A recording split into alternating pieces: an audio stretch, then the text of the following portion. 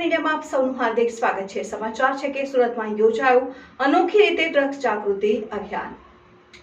સુરતમાં યોજાયું અનોખી રીતે ડ્રગ્સ જાગૃતિ અભિયાન પોલીસ કમિશનર અનુપમસિંહ ગેહલોતની આગેવાનીમાં આયોજન।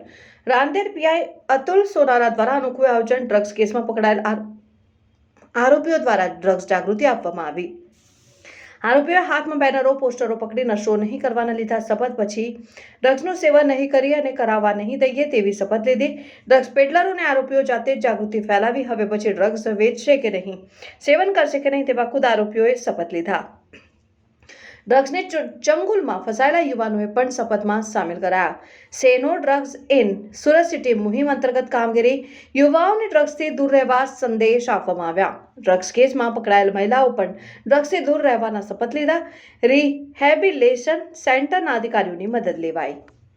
Bureau chief Parmar Bhagirathsinh, news 7 India. માનનીય સીપી સાહેબ દ્વારા no drugs in Surat city નું એક અભિયાન શરૂ કરવામાં આવ્યું છે। આ અભિયાનના ભાગ અંતર્ગત રાંદેર પોલીસ દ્વારા આજે તમામ જેટલા બી રાંદેર પોલીસ સ્ટેશનની અંદર ડ્રગ્સ પેડલરો છે કે ડ્રગ્સ એડિક્ટેડ છે એવા તમામ વ્યક્તિઓને ઇસ્લામિયા જીમખાનામાં ભેગા કરવામાં આવ્યા હતા અને એક શપથ ગ્રહણ કરાવડાવવામાં થी પોલીસ દ્વારા, રાંદેર પોલીસ દ્વારા કે મેં ના ડ્રગ્સ લૂંગા ના ડ્રગ્સ લેને દૂંગા અને પોતાના પરિવારને કેન્દ્ર બિંદુ ઉપર રાખી અને આ એક અભિયાન શરૂ કરવામાં આવ્યું છે રાંદેર પોલીસ સ્ટેશન તરફથી।